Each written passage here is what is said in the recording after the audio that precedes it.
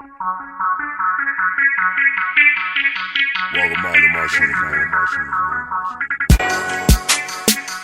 what a feeling. It's more to a story when you count up who you dealing with. Losing's not an option, a subject or a predicate. They say the sky's the limit. Yes, I'm busting through the city.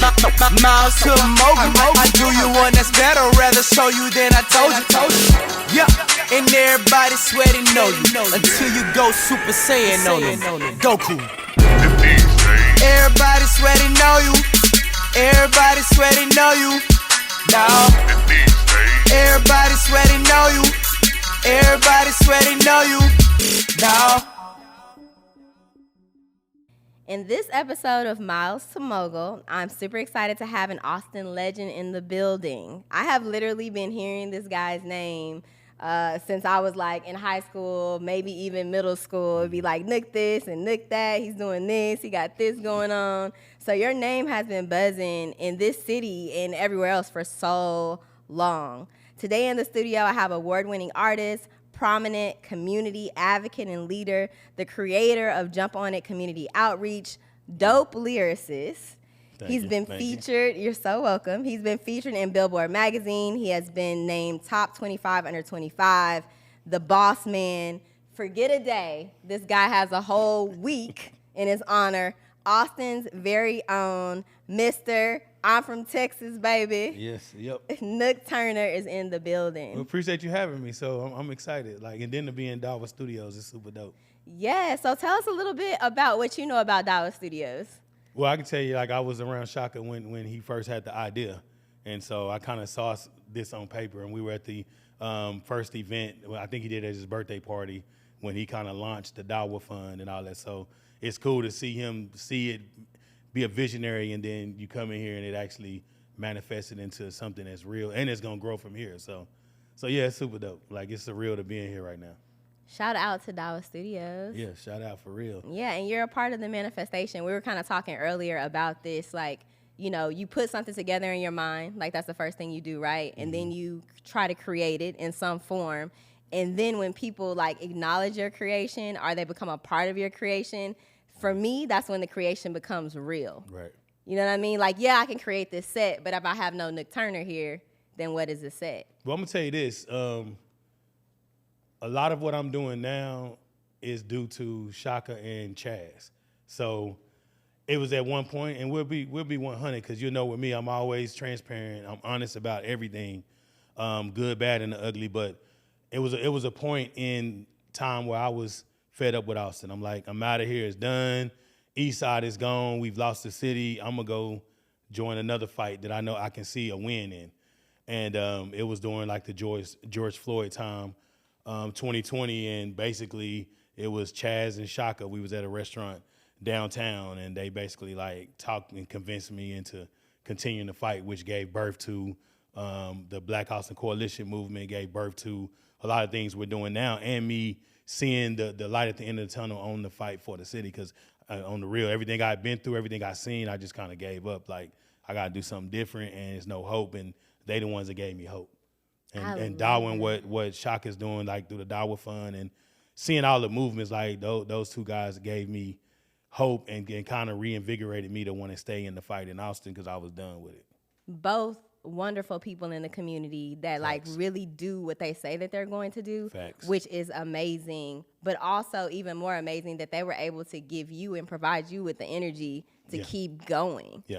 And talking about that, somebody motivating you to continue to manifest. How often do we have people around like that be like, nah, I don't want you to lose, I don't want you to fail. Yeah. I want you to be great, and I know you can, and this is still your city. This is still where you're from. You got to go out there and do it for your people. How big is that? No, it's super big because, as far as on the activism side and being a community advocate, I've been doing that since I was a kid. So it's going through and then Jump On It at that time was for to turn 25 years old. And it was I've been doing this for multiple decades, and I was just tired of the struggle and the fight. And so I was and I didn't really see any leadership here that had the opportunity to really fight for us. We have some great leaders and great people here, but a lot of time they get caught into the system and they can only do so much. And so, I was just at the wit's end of it and seeing their energy and seeing Shaka's energy.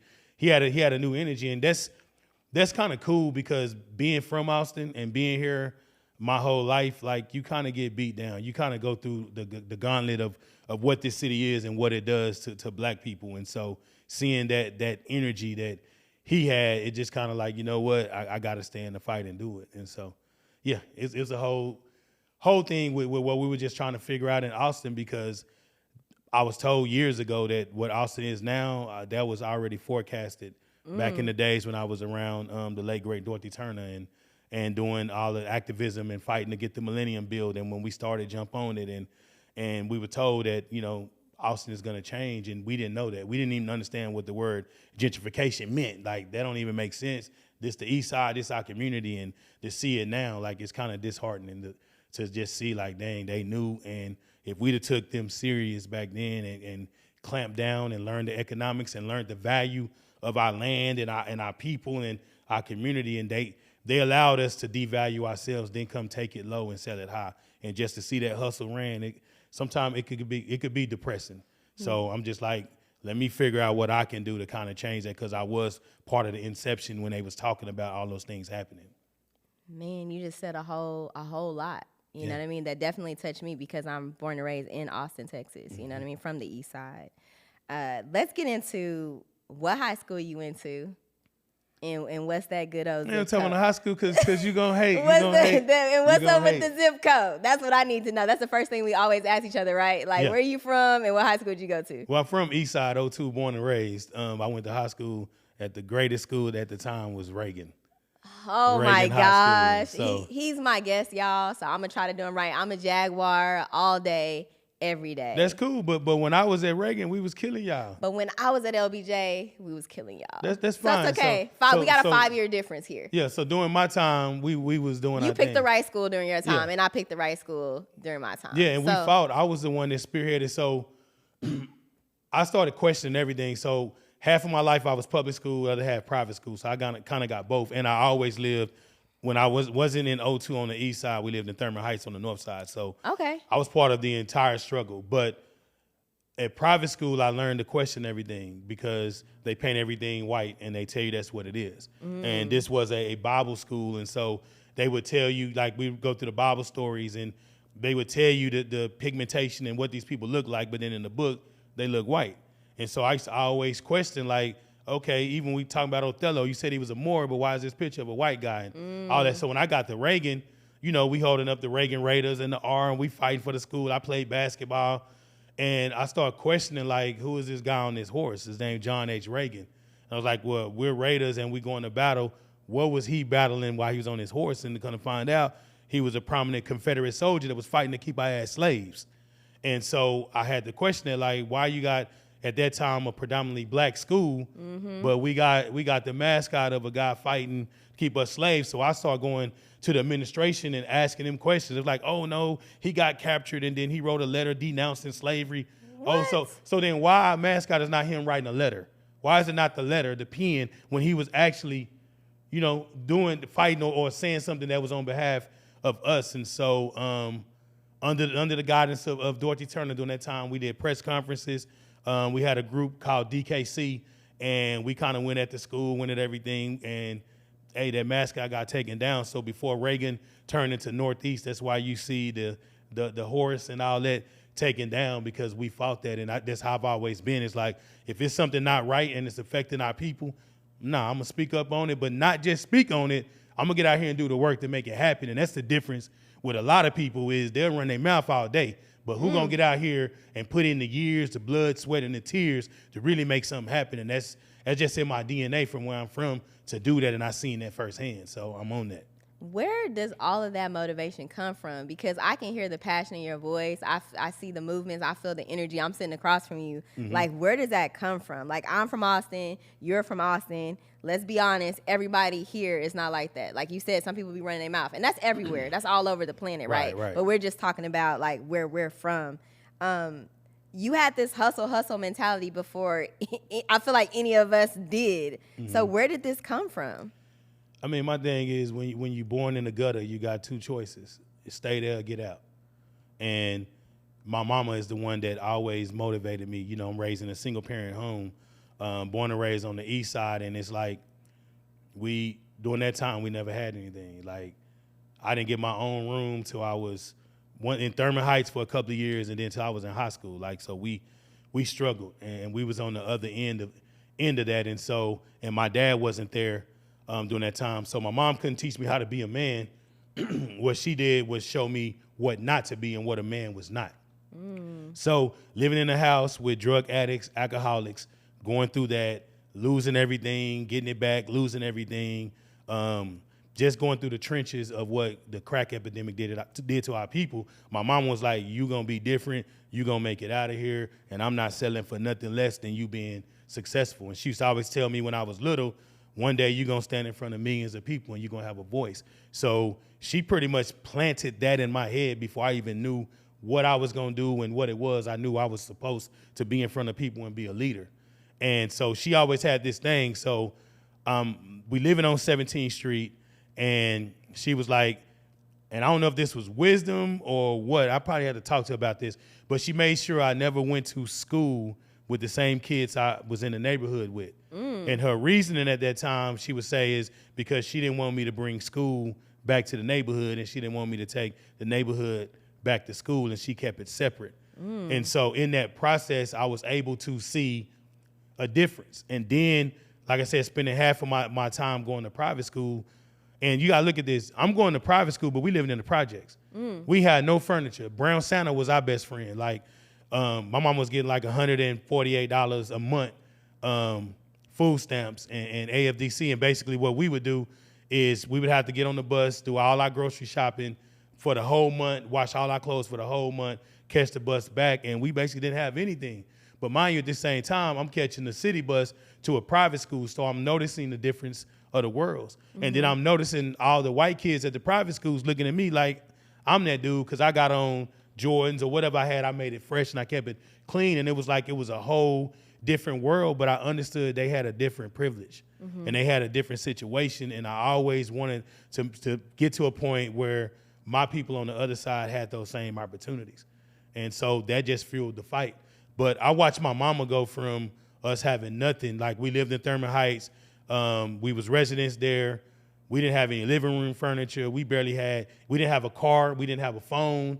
So it's like we was ostracized from everybody on the east side. And that was a hard time for me to deal with. But I watched my mama go from us being residents to her actually becoming the district manager of all the projects on that side of town. And so I seen the coming from the bottom, and I seen my mama do that. And then when she became manager, she went in and turned some of these apartment complexes around. Like, she managed Georgia Manor, and that was bad. So anybody that know the Austin history, you know about that, and she turned it around. She was the manager of Meadowbrook. Back then it was called Murderside or Murderbrook. Wow. And she made the newspaper, and she got a lot of accolades because she turned it around. And through that process, I seen how you can make a difference in your community, and you can do it with no resources and turn it into the resources you need. And so that was my main thing, is my mom being my example and showing me. And so that from the start, I understood if I want to make a difference, I can, because I wanted to tell all my family members that was getting caught up in the game and going to jail and dying. Like, I was witnessing that since I was young. It was just something different in me that she put in me to say, you're going to be different, and that's not how it's going to be, and you're going to change things. So that's all I knew. Yeah. She spoke life into you. Yeah. Then she also showed you two different worlds so that you could see, like, from a bird's eye view, like, all the perspectives, right? Yeah. And then she also was your example. Yeah. She was everything. And she was everything. And I never got culture shock because, like, it's crazy in our hood, like, in our community, they shun you if you went to private school. Like, oh, of course, he's lame, you too smart, you too square, yeah. And that wasn't the case with me because my mama made sure that even though I went to school there, I didn't turn into that. So I was actively playing sports on the east side. I was always with my people, and I never changed who I was. And I learned at that age, like, be who you are. You don't have to change who you are. Even if you get disciplined and trouble for it, stand on that. And I stood on who I was from the gate, and I was proud of that. It was beating me to be proud of who I am and where I come from, even if it don't look materially like it's something your people and your value means something. But I come from a line of people that have established major things in this area, St. John's Colony. My great-great-great-grandfather is one of the founders of that, which is a freeman colony that a lot of history went on to where they didn't allow the post-slavery time to turn us into a situation where we would go back mentally and physically into that. And so I'm cut from a line of people that was revolutionaries and that done great things. And so I really didn't have a choice. Like, that's just who I am. It's just really like in every fiber of your being. Yeah. For sure. Yeah. You talked about like being authentic and like being yourself at all times. Mm-hmm. How important is that to you? Because I mean, like, clearly you're cut from a different cloth. You're cut from a cloth of people that are authentic, that it seemed like they really like embodied who they were and did what they thought was right for their people at all costs. You know what I mean? So being authentic and learning to just stand on your own 2 feet and be yourself, like, how important is that to you? It's very important because when you're on the other side of that and people not being authentic with you and you understand the hurt, you never want to put nobody through that. Like, when you come home from school and you walk in the house and everything is stolen out the house and you lose everything. One of my prized possessions my mom bought me, she bought me a jam box with a microphone. I was like 8 or 9 years old. I loved it because that's what gave me my love to really, really want to do music. And you come home and your shit is gone. And then you see, the person that stole it, who's a drug addict, and they look you in the eye and promise you they didn't steal it, and you know they lying. So you start realizing, I don't like being lied to. You go to private school and you see and they straight up look you in your face and lie to you. You start realizing, that's not what it is, and I don't ever want to be like that. Yeah. I don't ever want to be that person. Then dealing with Jump On It, when I first started, of course, I was a teenager. Right. But that was the first time I ever knew that adults and people in the city would lie to you.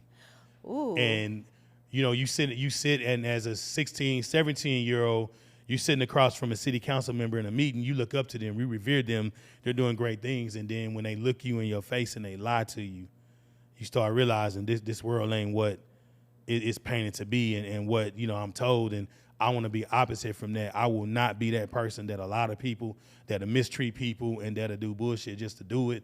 Nah, everything gonna be 100 on this side because I know what it feel like to be lied to.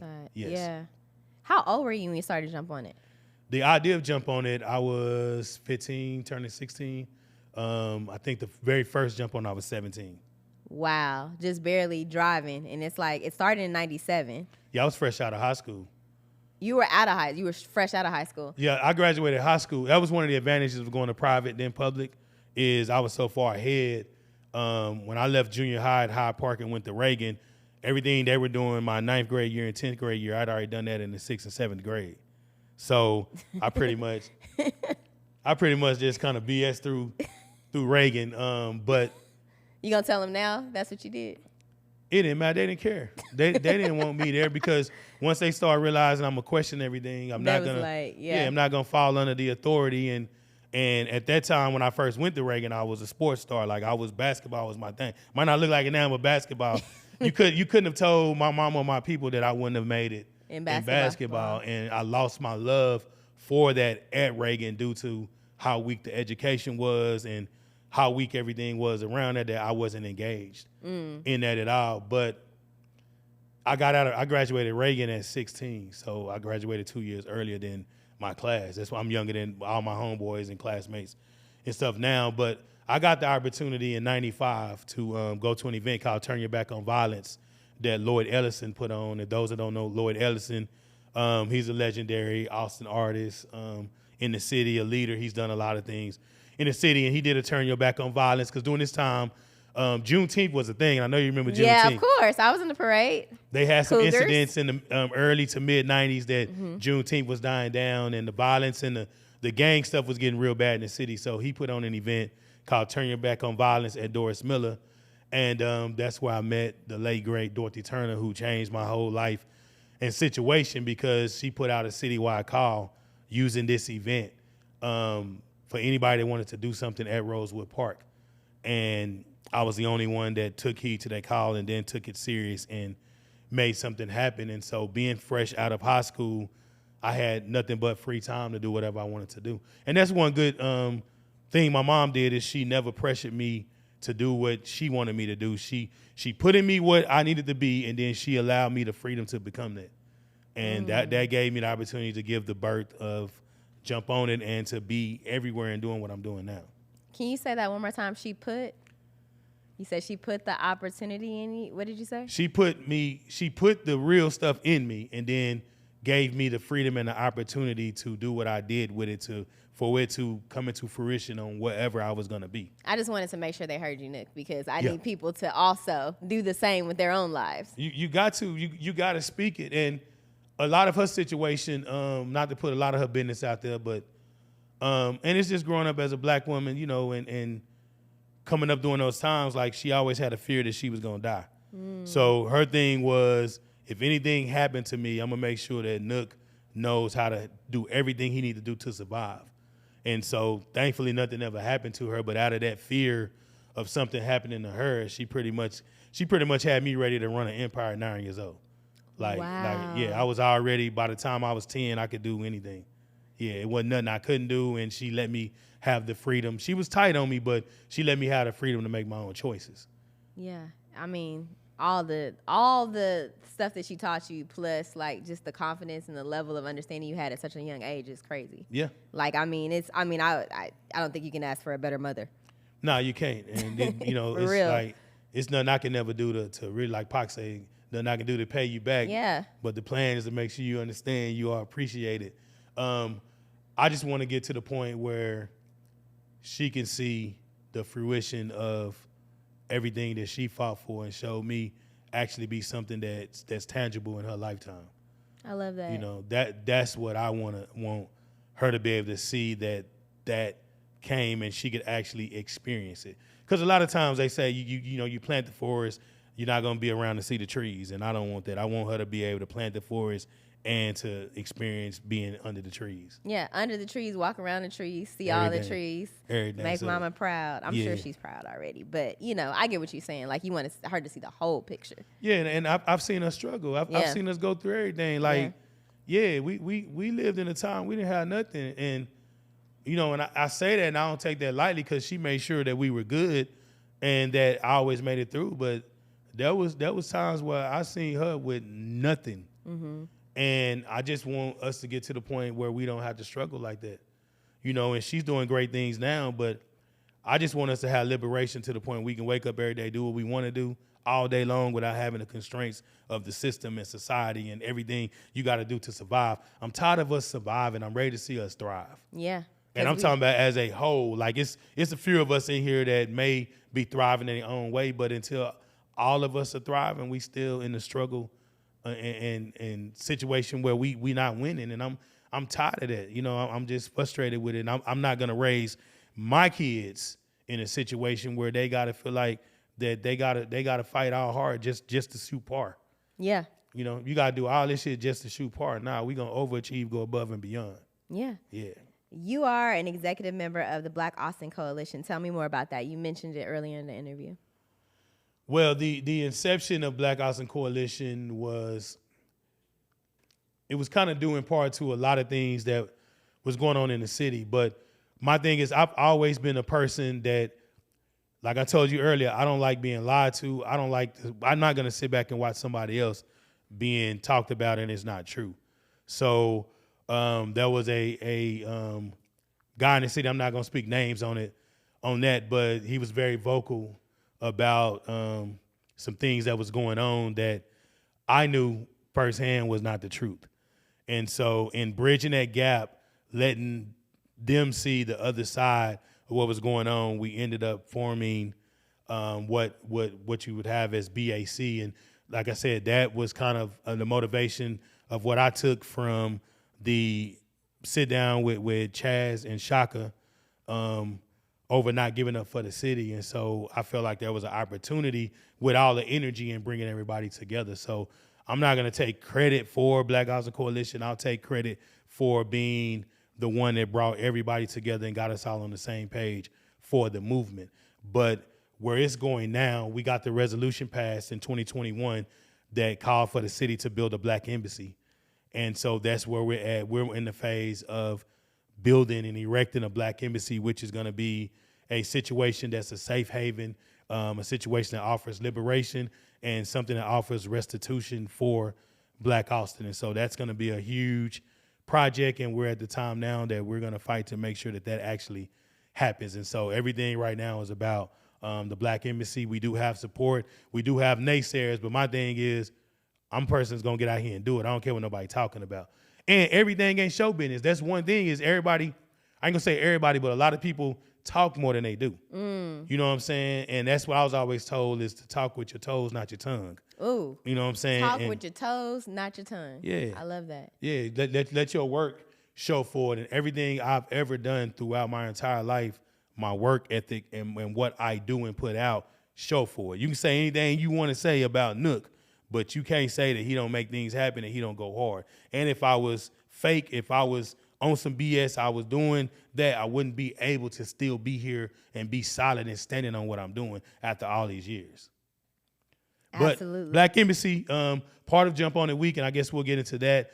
We do have some updates to the community on where we are with it, and we have updates on what the community can do to be involved in this next phase. So I'm excited about the next phase. I definitely want to get into that, but I also want to just talk about like growing up on the East Side, because we talked a lot about like preserving it and then like the things that you're doing. So growing up on the East Side, knowing what it looked like when we were growing up and knowing what it looks like now, I have mixed feelings about it. You know, it's like, yes, I love the fact that everybody loves my city. It's on the top 10 list and all that good stuff. But I also miss the way our city was.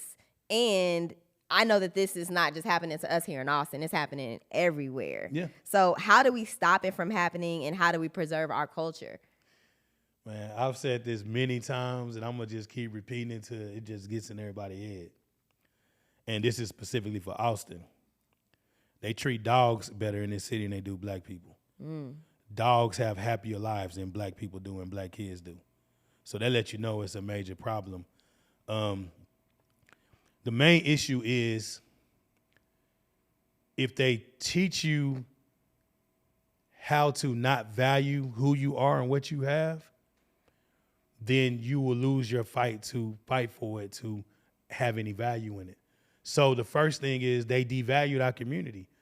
You know what I'm saying? Like when you let it get flooded with guns and cocaine and you let the city get ravaged with that and you start devaluing the neighborhoods, the property value go down low. Then when you make the property value go down low and it's devalued, none of us want to live in the slums. I don't give a damn who you are. No, that's so true. then what they do is they offer somewhere else that's better. And so they'll give you the opportunity to get out of the slums. And so in our time growing up in the mid, late 90s and on, you know, they're going to open up developments, Lakeside. Oh, everybody moved there. North you know, Side. It's always been these extra places that we would go to make us feel like life was better for us. And we devalued it. We didn't want to be there, but we left, and we left the value low where they could come in and get it low and then sell high, and then they put the value back in it. Now we have a lot of value on the East Side. But why when I was a kid, we was taught that's every Black kid's situation, and you know this. You know how we always have been taught, man, I got to make it out the hood. Yep. Make it out the hood Yep. is what we've been told from the inception of us understanding what the hood was. Yep. Not by the hood. Not by the hood. But make it out the hood. Not make the hood better. Yep. You know what I'm saying? Not heal the hood. We was always taught make it out of the hood. They indoctrinated us from the start to not value where we from and the soul that we've shed blood on and that we build on. And the thing about the system, I don't want to just say white people, I'm going to say the system, even though white supremacy is the whole thing that's got the key in the back to this, is post-slavery, Black people were becoming progressive. We had our own freedmen settlements. We start figuring it out, coming from the bottom and figuring out how to correlate and be progressive. They came in with the 1928 master plan. This is speaking specifically for Austin. Yes, they did. And they made us believe that it was something better that they had for us than what we had, and we devalued our stuff. So they created the Negro District and then created Rosewood Apartments, which was the first projects in the history of the United States. The first experiment where they put Black people in the ghetto and gave us a ghetto mind was done in Austin. So everything that triggered and sparked throughout this whole country on how they've used that as a tool to keep us down and suppressed and oppressed was started here in the city. So now I'm on a Freeman settlement. No, we don't have running water. We're using wells. Yep. No, we don't have electricity. But the key thing that they had in the Freeman settlements is they had themselves as their number one commodity. And the older people, they valued the damn land. So when they built Rosewood Apartments, oh, you're going to have electricity. Oh, we got paved roads. So they sold us a dream to make us devalue. So you look at a lot of us left those Freeman settlements willingly to move up and move into a better situation. Then the other ones were inhumanely forced out. Yeah, because they basically told us they was going to turn off our water and power unless we moved. And then you had to go to public school. There was only one, and that was Blackshear. Mm-hmm. So basically they forced us into a situation, sold it to us that it would be better. And every urban development plan that the city of Austin has ever instituted since its inception has had a negative consequence for black people. Every one. There's not been one that's had a positive consequence for us. So in saying all of that, it's like we have to learn to value who we are. You look at our music, and I'm a rap artist, but our music does not add value to us. Nope, it does not. You look at any kind of sporting situation, anything that blacks are prominent in, there's nothing there that adds value to blacks. Blacks come in and add value to their shit, but you rarely see anything that adds value to us. And that's been the number one con since slavery, was to keep us in a mind state where we don't value each other. And then we don't value the land. We had a situation and we squandered it away because of that, because we didn't understand generational wealth. Our ancestors did. What all the old people say, when I die, I'm going to give you my house. Yep. And that whole situation, they understood that the land was important to pass down, because they understood as long as you got somewhere to stay, you're going to have somewhere to play. You're going to have somewhere to figure it out. And that got devalued. Look at on the east side how many old people homes got sold. Look at all the gentrification going on, and look at the devalue. Like my neighbor across the street, you know what I'm saying? Love this dude. He in his like late 60s. He watched his grandmother's house, nice brick house. He watched his people fight and sell that for like 80 grand. It resold for like 300 grand. He used to come sit on my porch and be like, man, I hate they sold mama's house. And I see that. But if we valued and understood, if we understood that that was our generational wealth, We wouldn't do that. blacks would not be in the situation we're in the country economically, systematically, educationally, none of that. We missed the mark on the fact that that land and that property was our generational wealth to overcome poverty and all the shit that they doing to us. Yeah, absolutely. I mean, we have 3 properties on the east side, and we still have them. Good. But there's always a conversation about like selling. And I'm the one that's like, no, let's not do that, because think about what can be here in the next 20, 30, 40, 50 years. Facts. If we want to do something with the property, let's build a bigger house on the property. Facts. And let that rack up in price and then keep passing it on. So I think you're right. I know you're right. We missed the mark on that. I also think about too, like, we built this country, right, for free as slaves, right? Facts. So when we are in these situations, Nook, like we're in our neighborhood, it's the slums or the ghetto, whatever people want to call it, it's been run down and whatnot. Why don't we take the time to like rebuild it? Why don't you think we try to add value to where our community, like where we're at, versus moving away? It's kind of hard to rebuild a situation when you're still stuck in struggle mode. Yeah, okay. I can take that. It's hard building a block up when your house got a leaky roofs and your floor falling in. It's hard to kind of put attention on building a block up. Yeah. And those that go put their attention on building a block, they lose their house and then they're back in the same situation. So It's easier to move away. it's easier to move away, and it's easier to live in a fantasy. And black people are traumatized. We're every day we're a living example of trauma.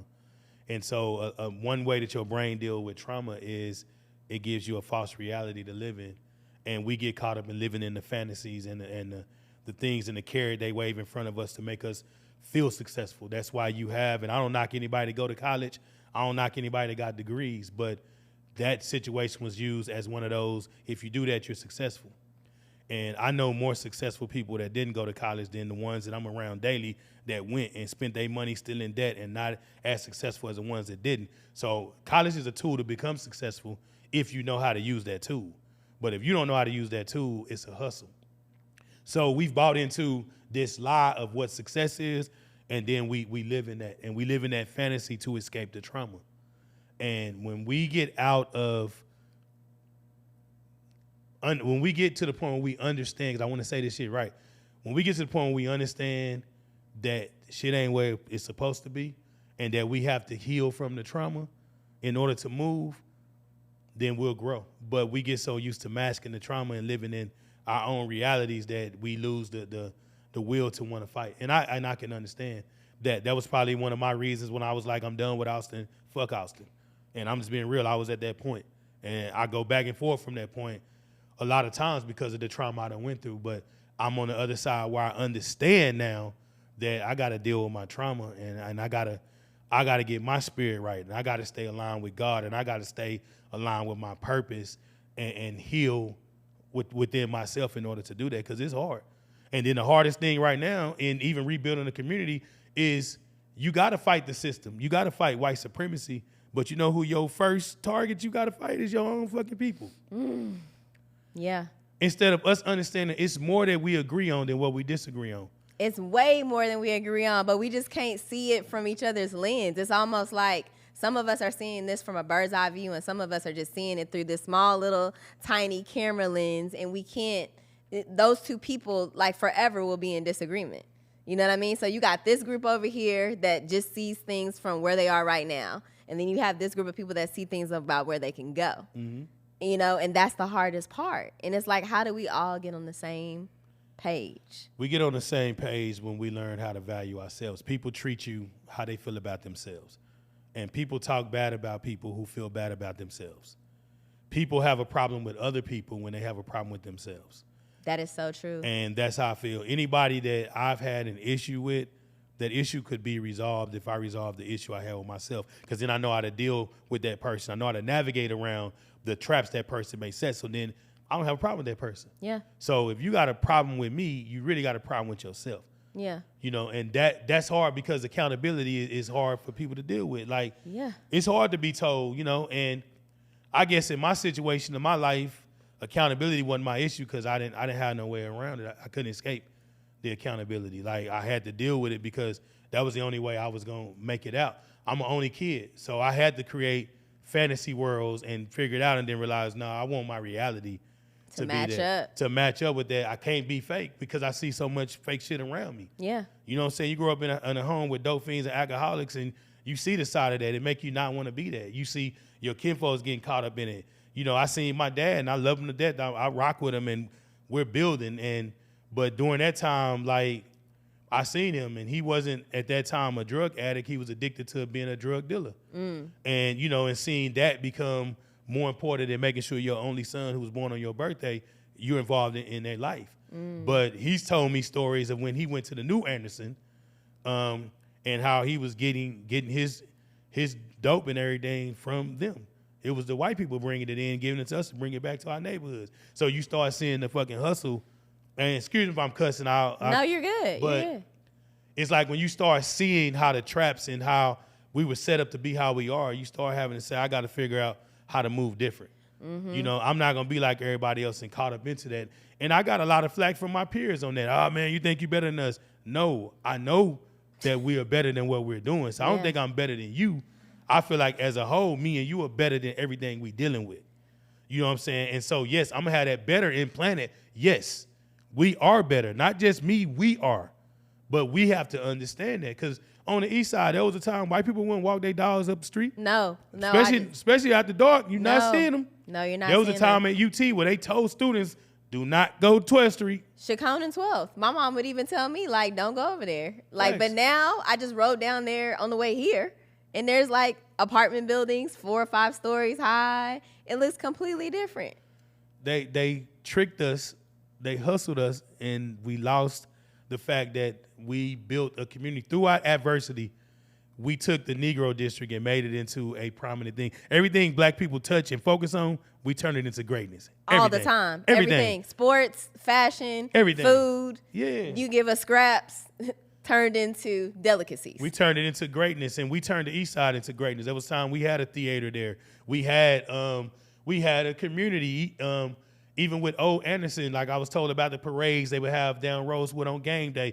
Like we had a community, we had a situation, and they take it from us. And then in my time, with Jump On It, like you was talking about before we started the interview, it's like we had a captive audience of 5,000 plus people in the neighborhood. Yeah, in the neighborhood. Like y'all, I would like literally like lay out my little outfits, get all my friends together.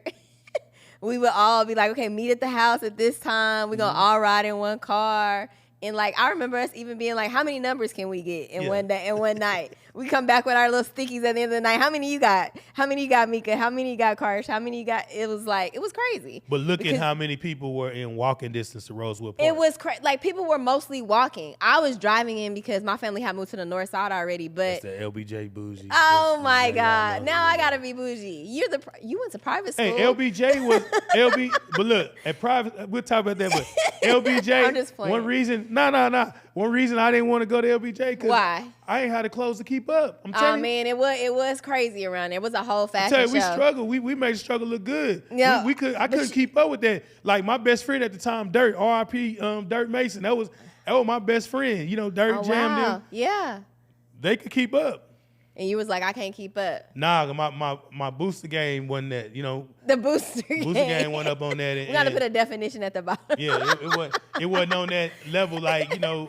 Right, on some other people's levels. We had it, but, names. you know. Yeah. But my mama was against a lot of that, too, because she like, nah, you're not wearing that. And yeah. But, and no shade, it's just real shit. Yeah, but, yeah. But it's like, nah, I couldn't keep up with LBJ. But I mean, it was a lot. It was a lot for me, and I was there and cheerleading and playing basketball and doing all the things. So I already know. If I'd have went there and got up under Coach Rowland, though, I'd probably be in a whole different situation. I mean, we didn't have that leadership at Reagan. Is the camera on? Hey, I mean, you can always be a Jaguar. You can always be an honorary. Now, shit, I don't even know about that now. I know. Where's it going? We did go to the playoffs this year, though, in basketball. Yeah, but in basketball, but look at the education, the enrollment. Look at what they're doing to it. No, actually, no, we did not go to the playoffs in basketball. A lot of LBJ people. That was a year before. Yeah, but a lot of LBJ people, their kids play for, what was it? Stony Point. Yes, and I'm like, there was an LBJ reunion in there. My bad. I tried to give us another championship. But it's like the future generations of the LBJ team. Yeah, because you got Stony people. Point, You got people like Dallas, and you got people.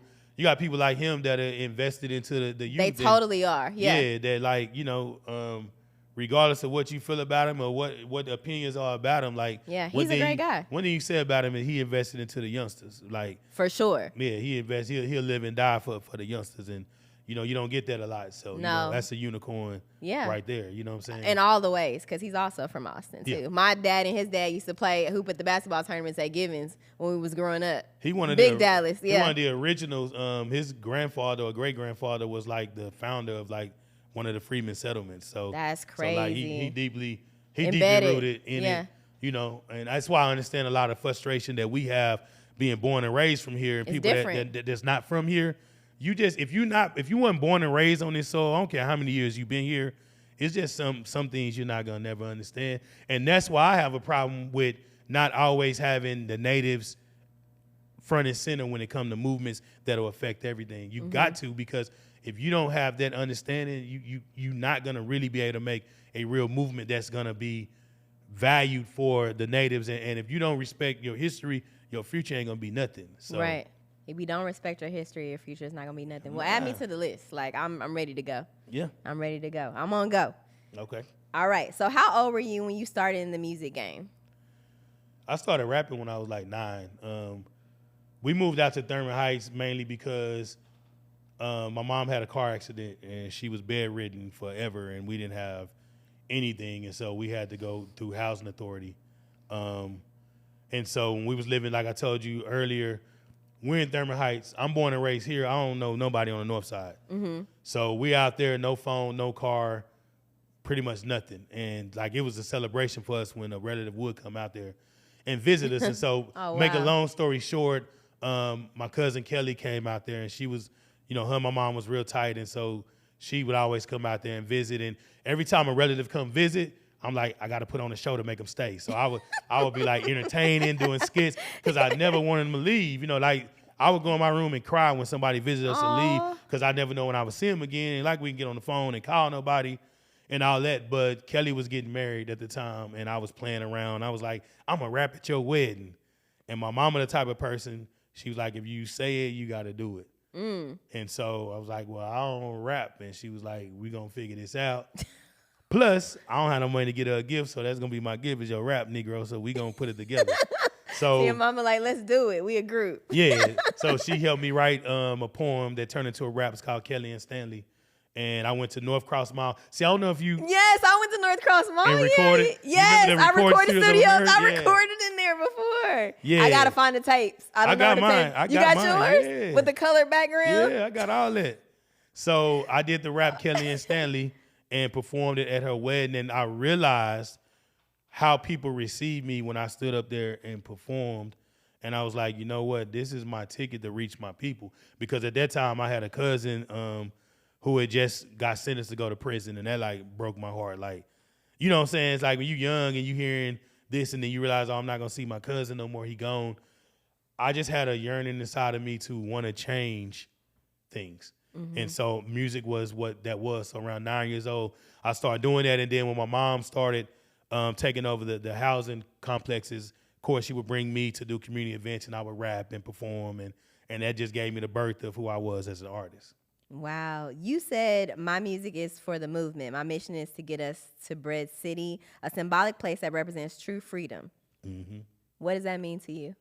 Bread City is heaven, but it's heaven on earth.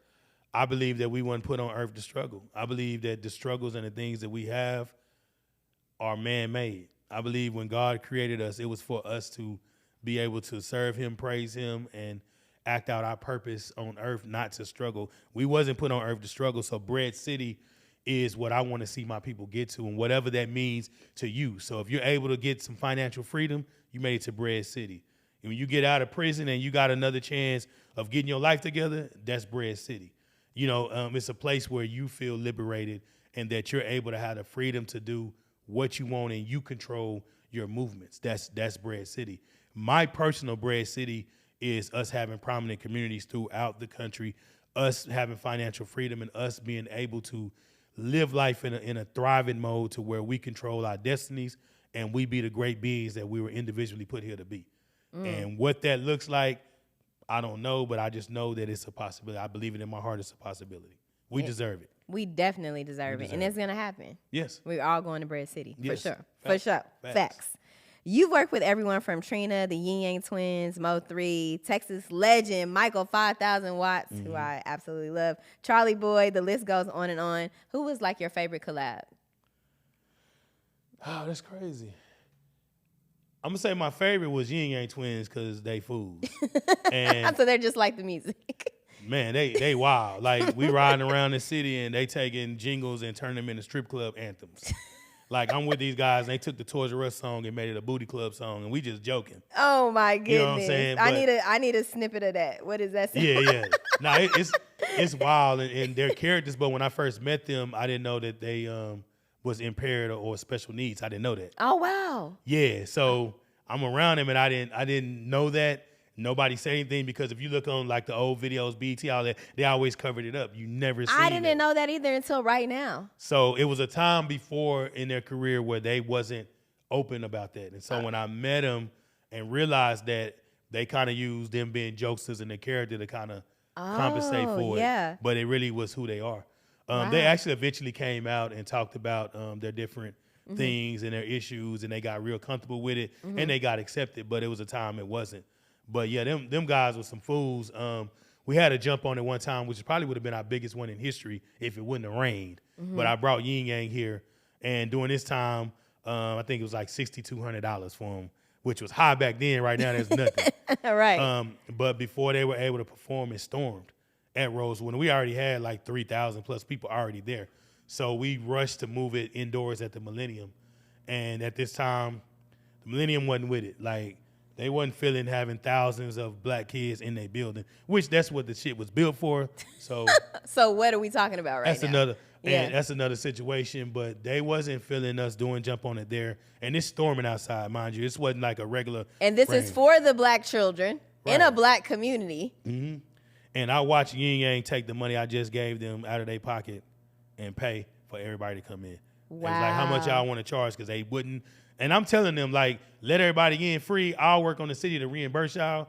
But It took that for them to be like, all right, they can come in. they paid. They paid the money I gave them for all the kids to come in. But I'm there saying and it took the support. millennium that for all the kids to come in, for that to happen. Yeah. They Okay. weren't trying to hear it. They weren't trying to hear it. They still didn't let it happen. It happened. Okay. It happened because Yin Yang paid The money that I gave them to come here. to the show. That's crazy. Yeah. What a big heart, too. And they at that time became my favorite. So that's been my favorite collab, but definitely working with Trina has been good. I mean, she's the baddest, right?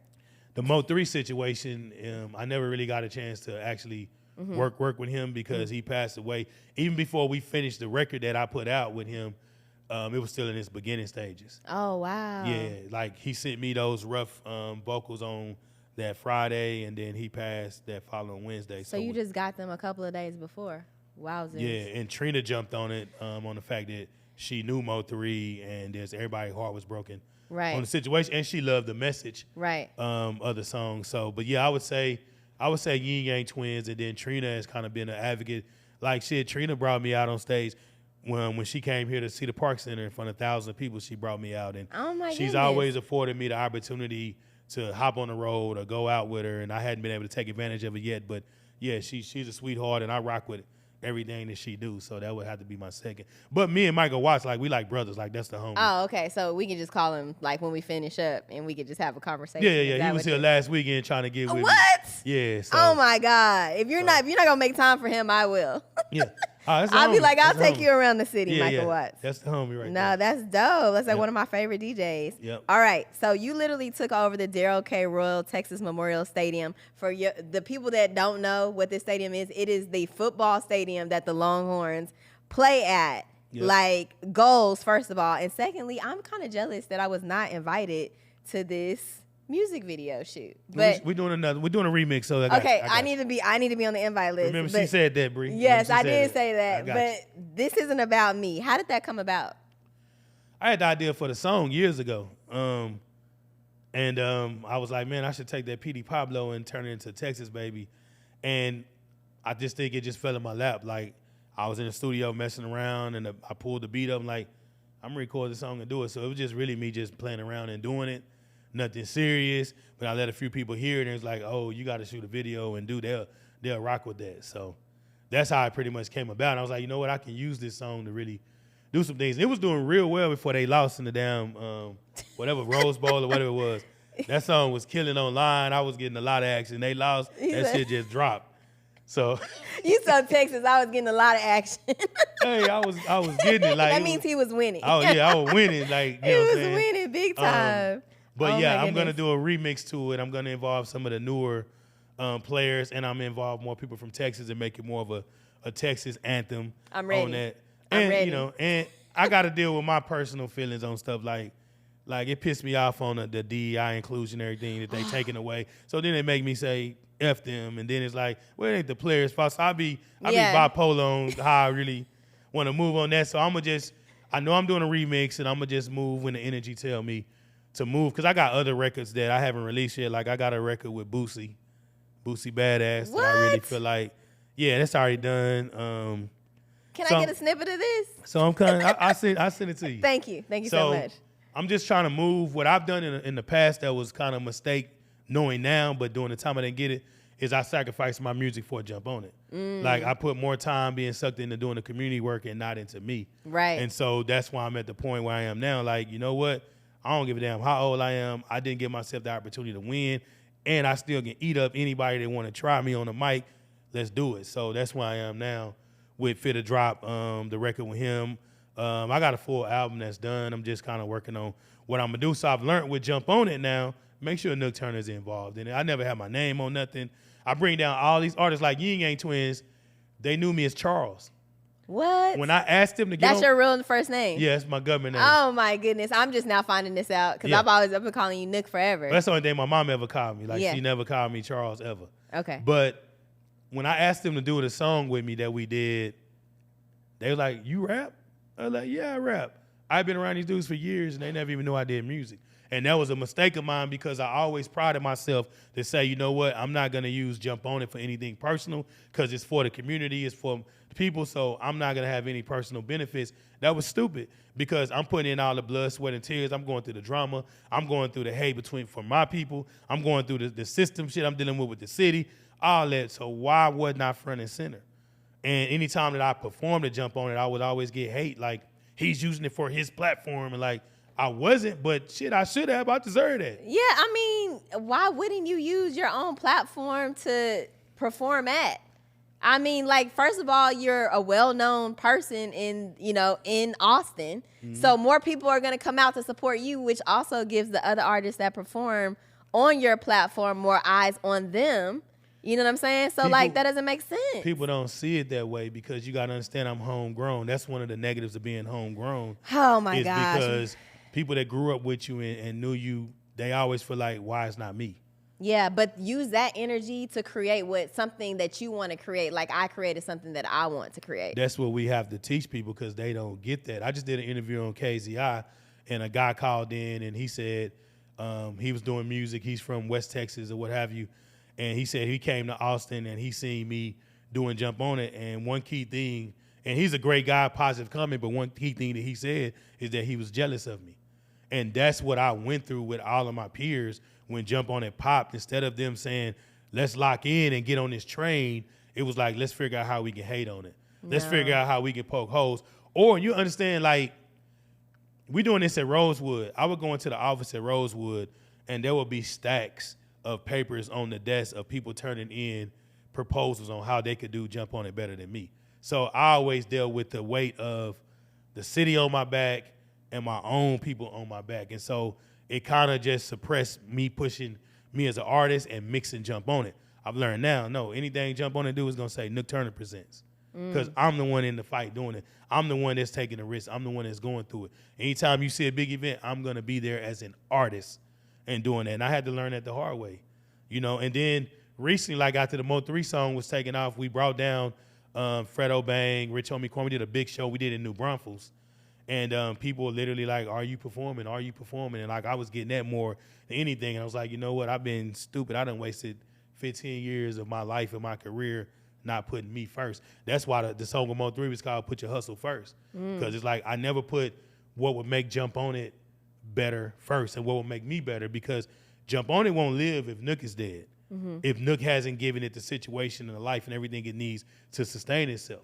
So if Nook is a commodity, everything Nook touch can then become a commodity or part of that. I didn't know that back then, nor did I have an OG to teach me this. Most of my OGs was mad at how you got an 18-year-old running a city budget. Like, that's crazy. You weren't about the wrong shit. Jump in here with me. Yeah, jump in here with me and help me add up and subtract these numbers and figure out how we can get better over time. Yeah, and wow. I've dealt with that, and it's so bad, like, just thinking about it now, like, Dorothy Turner has been my mentor. Jump On It wouldn't have happened without her. She became like a grandmother to me. And she fueled a lot of things that I do now because I'm not going to let that legacy die. I get hate from her people. And I got to deal with that and navigate through that. So it just reminds me that your own people be the ones that kill you. Then you start thinking on the story of Jesus, whether you believe it or not, you just look at the story of it. I believe it. So, but you look at the story of it, he never did one miracle in his hometown. He didn't do one. You can't find in the Bible anywhere where he did a miracle for his hometown. And then you look at who actually set him up to get crucified was his own people. And so you start looking at those stories, and like I've always said, I try to find a way to be different and be on the outside of that. And I used to, when I was younger, I always say I'm going to be a martyr and I'm going to die for the struggle. And I'm like, no, I'm not dying for no struggle. I'm going to live for the struggle. And I'm going to be the voice that's different. Like, we don't have to all be martyrs. Jesus already was a martyr. Martin Luther King was a martyr. Malcolm X was a martyr, and that list go on and on. The difference between Jesus and them others is Jesus was the Messiah, but at the same time, he got killed by the people he was trying to save. I don't want to believe and I'm not going to believe. I'm the person that's going to die for the people I'm trying to save. I'm the person that's going to show everybody how to be liberated, how to win, and how we all can live, not just dying shit. That's another con. We always got bought into the lie, make it out the hood. We bought into the lie, we got to be a martyr or die for our cause and our beliefs. I don't think we have to die for that. Nat Turner is the reason I'm Nook Turner. Nat Turner was my idol. Dorothy Turner called me Nat. We called her Harriet. So that's been my moniker, and Nat Turner died for his insurrection. I just believe that I don't have to die for the insurrection if enough of us realize that we can live through it, and that's what I'm on now. So I'm not gonna let my music die. I don't care if you say, "Oh, then you too old to rap." No, I'm not, because I got a message. Killer Mike just won 3 Grammys. He way older than me, so that don't, So my thing is fighting for life, fighting for positivity, and never speaking death on anything that you believe in. Speaking life, and they go back to my mama. She spoke life into me. And what she spoken to me, she's seeing it every day actually happen. But I don't know, and I know we're gonna talk about the East Side, but my goal is to still speak life into Black Austin. And I learned that because at one point I was speaking dead on it. I was like, I'm done with it. So I'm understanding I gotta correct some of those things and be the voice and be the leader to change things. Man, you said so much. Yeah, but you explained everything. So, and I loved every moment of it. I mean, I really love the fact of focusing on putting yourself first. Because if you don't put yourself first, then everything else that you got around you gonna die anyway. Yeah. I mean, that's point blank period. And I love the message that you said, I had to start performing again. I had to start putting my energy towards something that I want to do. And I don't care how old I am. I don't care anything that you see is in my way. I don't care if you see something and I don't see it, I'm still going to push forward. Mm-hmm. And I think that that's such a major message. Yep. Is there anything you want to leave the audience with today? Well, hopefully we'll talk about Jump on It Week. Of course. Yeah. But, yeah, my main thing is heal yourself. Be the best version of you. If you become the best version of you and you focus on being the best version of you, you're not worrying about what nobody else doing. That's just how I feel about it. I think that's one big struggle in Austin right now is you got this whole bullshit of activism through antagonizing or whatever they call it, but they always are focused on what somebody else is doing instead of making what they're doing become the best version of itself. And if we can as a city start becoming the best versions of ourselves, then we can all correlate together and it's going to be a win because we already in a positive energy of making things better. And that's what we should always be about. Instead of tearing shit down, let's make it better. We've already been tore down. In order to rebuild something, you got to tear it down. But shit, as a people, we already been tore down. So we don't need no more being tore down. We don't need no more deconstruction. We don't need no more calling people out. We don't need no more putting people on front and center and proving we don't need that shit no more. And I understand we got to be transparent. My thing is what Nook Turner is going to say is we have to do that in a way to where it's uplifting at all times. Even if you call somebody out for doing something wrong, it has to be behind uplifting and it has to end with them being uplifted. Because last time I checked, ain't nobody perfect. Last time I checked, everybody put their pants on one leg at a time. Last time I checked, we all bleed the same blood. So we got to get out of this judgment and shit. And that's a message for Austin and probably any city. But for Austin, we got to get out of worrying about what the fuck somebody else is doing and worry about what you're doing. Mm-hmm. And then when you get that together, then bring that over as a commodity to help the next person. But if we put more energy into the positive things that we're doing, quit focusing on the negative things other people are doing, we will win. Yeah. We spend more time complaining and calling people out than we put into promoting our own things. And then wonder why we're not successful. But then you look at why is Jump On It still around? Because I did the opposite. I've been taught by my mama everything opposite. My uncle, alcoholic. I watched my uncle put his hands on her. I watched my mama get beat multiple times. And one thing she told me, I can't show you how to be a man, but them niggas in there are not men. You better be opposite. And I mean, that plays true to right now. We got to switch and go opposite. Everything that's negative, we got to turn it positive. We got to start looking at the glasses half full, then half empty, and maybe we'll start winning. Stop complaining so much and start winning. And if you can't speak winning out of your mouth, shut the fuck up. That's just how I feel. Tell him again. If you can't speak winning out of your mouth, shut the fuck up. And you don't have to make somebody else lose in order to win. You do not. We can all win. We There's can enough for all win. of us. It's enough for all of us, and they don't even understand that. So that's my message: is be the best version of you. Because if you focus on that, you're gonna make everything around you beautiful. Because, like I said, you treat people how you feel about yourself. Absolutely. And so you have to start feeling great about yourself, and great that you on your note heal from your trauma. Then you're not gonna worry about nothing else nobody doing. And if you see it, you're gonna fix it, not complain about it and be all focused on the negative. So. Absolutely. And you built a wonderful, magnificent legacy, and Jump On It is coming up next month. So tell us about Jump On It and the dates. Well, I'm going to say this. Jump On It is on life support. Okay. So as great as I've learned to make it look and keep it positive, it is on life support. So if people want to see Jump On It continue and it grow back to what it was in the past, then people have to support it. People have to support it, and then if there's things that they don't understand about it, come to get clarification on it. But they have to support it. Jump On It week is June 2nd through the 9th. What we used to do with Jump On It, like we did every Wednesday for the whole summer. We actually compressed it down to 8 Wednesdays the last time we did the series. And so I was like, well, if we did 8 Wednesdays and that killed us for the whole summer, let's just do 8 consecutive days and build it from there. So we brought in all the elements: education, panels, music showcases, community events, free events. And then the other thing about Jump On It, the reason I say it's on life support, is it takes money to do these events. And whatever you've seen the city give us, it was, I guarantee you, less than 40% of what it costs to do the events. So a lot of people believe, oh, he getting the money from the city, he getting grants, he getting no. You know what I'm saying? And what the city don't want to see Jump On It thrive. And I'm talking about the powers that be downtown and the system, not the people in the city. So there's never been an element ever through the history of me doing Jump On It that said, we want to make your life easy. Matter of fact, they make my life hard and try to make me quit. I don't quit, and that's why we still here. So June 2nd through the 9th, this is an opportunity for Black Austin to stand up and say, we're going to let one of our legacy organizations, programs, and that we grew up on, we're going to give it some life. And we're going to get this shit off of life support because it benefits us all. And I'll break all that down online. You can go to the website and look at it, but there's something for Jump On It for everybody. I used to always preach on stage, Jump On It caters to ages 0 to 99. And I pushed that because we used to have a lot of older people come and used to watch at Jump On It. Early in the night, you see all the older people there, and then later in the night, they go up on top of the hill, and all the youngsters come down. And Jump On It throughout the years of our struggle, we lost that, where it became specifically just teens and kids. And so we're bringing back, changing that misconception that Jump On It ain't just for kids. It's for everybody. So we got events this year that's adult only.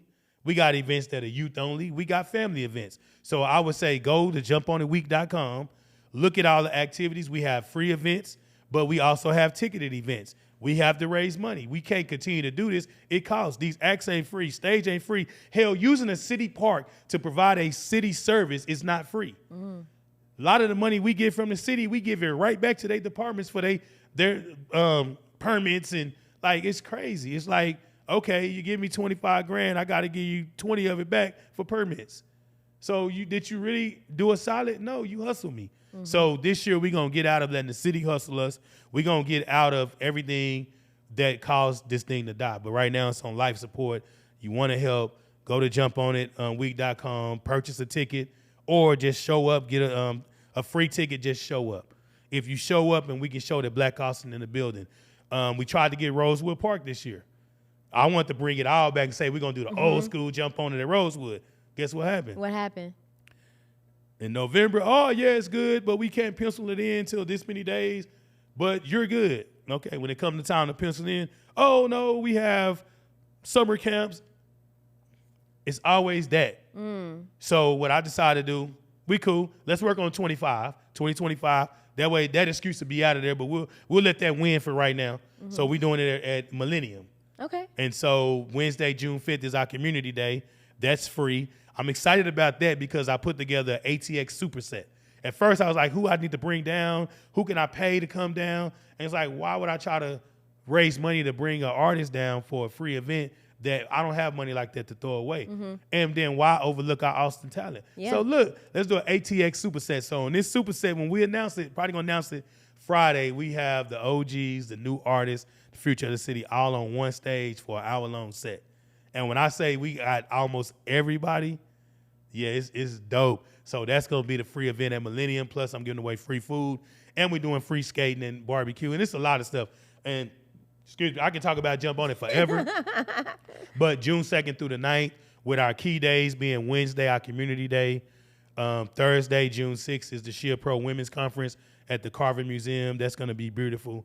And then Saturday at Walter E. Long is our Festival on the Lake.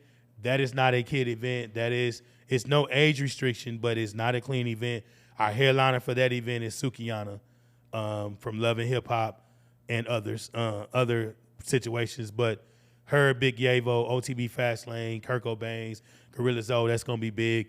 And then we're doing a celebrity basketball game that Saturday before the Festival on the Lake. So what I would suggest is go to the website, look at all the information, participate. But if people don't participate, it may not survive. Like, I've gotten it to the point that it's on life support. So we're going to make it look good, and we're going to go out fighting, and we're going to do all that, but let's not let it go out. I always said if Jump On It died, Blacks in the City's dead, because Jump On is one of the last ones and the longest lasting situation. Can you think of any organization or program like Jump On It that's still lasting from the mid-90s? No. I mean, the other thing that I think about is the Juneteenth parade. That's it. That's the only thing I can think about that, like, reminds me of my childhood that's still going, that was entertainment, and you got everything in there. So if Jump On It die, then that part of your childhood and those memories become memories. Yeah. And so that's what we fighting to make sure it don't happen. And so Jump On It Week is important. Like, people come out and support. We tried to give as much free as we could. Houston Tillerson has been very supportive. Of course, the Millennium has been supportive, very more supportive than I thought they would be. Even in the price they gave us, we still had to pay, but a lot of times they tell us no. And we was thinking maybe they're going to tell us no this time and we'll just have to figure it out, but they didn't, and we worked it out. There was a time we were at Millennium and they didn't want 2,000 kids in there. And this is after the yin yang situation. So we've always been in a fight where these institutions we build off of our blood and our struggles end up not being supportive to us, but they were. So shout out to Millennium. And we just got to rock. Like, it's going to be the funnest week ever. I have a great team. Shout out to my wife. Shout out to our sponsors. Y'all know who y'all are. We don't have to break all that down. You can see it on the website. But until this thing is actually off life support and it's standing on its own, you're going to see me doing the best I can, even if I had to relinquish. But I don't, because I'm going to depend on people to make sure that don't happen. Yeah. Yeah. Well, thank you so much, Nook Turner. Support and preserve Black Austin. Thanks for everything that you do for Black Austin and how you keep it thriving and you keep us here and in the moment and learning and knowing what's happening and continuing to just help the community grow. Right. You know? I'm born and raised here. My blood's on this soil. I've lost countless relatives who have died in '02. You know, I've lost uncle, aunt, cousins who actually got killed on the east side. Like this shit run deep for me. And my grandma, Mama Bird, my great-grandma, like, she basically left us generational wealth. And she left us property that we are not selling, and she left us in a situation that I can still be on the east side. So I'm happy to say I still live on the east side. And I have three black neighbors still on my street. And it sucks that it's down to that point, and it sucks that people don't respect that. But I do believe that there's a situation, what we're doing with the Black Embassy, that will give Black Austin a definite situation to pull itself back up and thrive, and that's going to be on everybody to support. So with saying that, there's community panels, educational panels, and there's going to be a Black Embassy Forum doing Jump On It Week at Houston Tillerson. So y'all go check that out. Y'all go get the free passes. Y'all go buy. Y'all let the kids be involved and come out and let y'all voice be heard, and let's rebuild Black Austin together. There's more things that we agree with than we disagree with. And if nobody has blatantly killed your relative or slapped your mama, we can get past it. Thank you so much, Nook. I appreciate everything you do for Black Austin. Thank you. Jump on it.